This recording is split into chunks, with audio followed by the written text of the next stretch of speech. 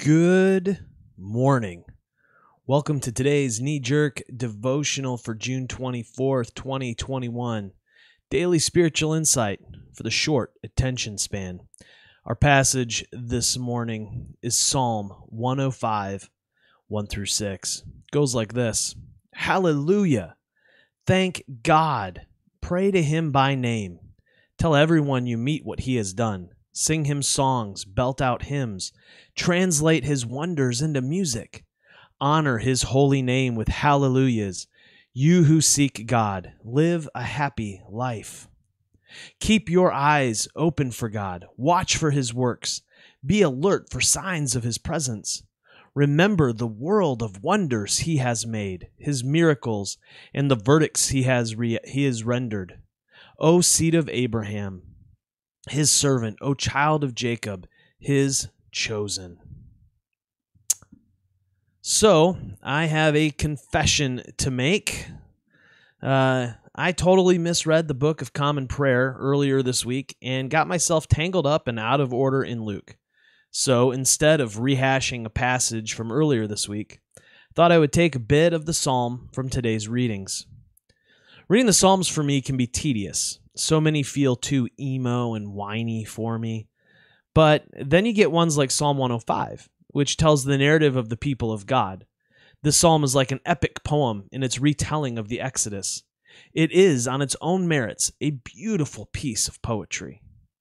What really hit me this morning were these first 6 verses, though.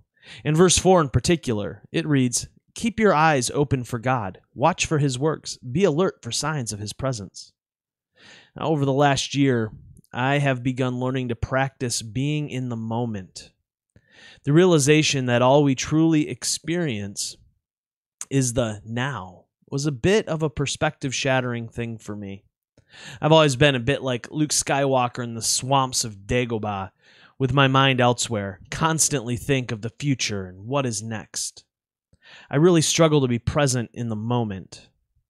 Even as I sit here writing this morning, my mind wanders to later today, next week, next month, and I have to bring myself back to this moment. It's not a bad thing to be oriented this way, but there is a danger in it. The danger of always dreaming and thinking about the future is that I miss what's right here. I miss the joy and beauty of the moment, the now. Think back over my life, and I wish I had savored certain seasons more deeply. Yet, I was always moving and thinking about the next thing. Just before the pandemic struck, I was spinning up and getting excited about the future. There was momentum in all of our missional communities. Things were happening, and it was exciting. All of my dreams were beginning to come true. But then, everything stopped. The world shut down. I was crushed. Somehow, I had to learn to find joy. In an ancient letter to a group of Christians in the city of Philippi, Paul of Tarsus wrote, "I've learned by now to be quite content, whatever my circumstances. I'm just as happy with little as with much as with little. I've found the recipe for being happy, whether full or hungry, hands full or hands empty." I'm trying to learn this, but I don't like it. I don't like learning contentment or living in the eternal now. Why? Because when you do, you begin to feel things. I'm finding that I am more aware of my emotions and my body, and it's strange to say, and that sounds really woo-woo to me, but it's not. It's this growing awareness of what it means to bring all of myself to this immediate moment.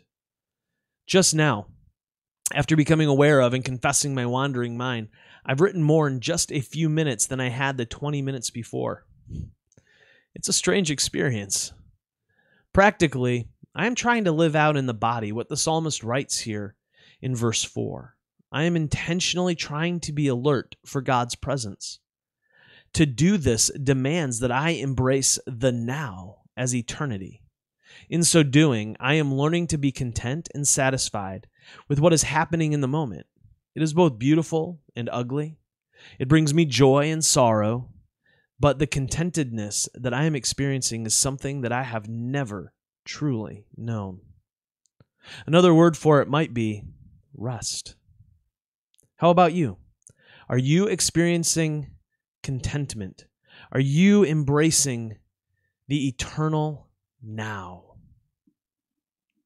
Hey, until next time, love well, my friends.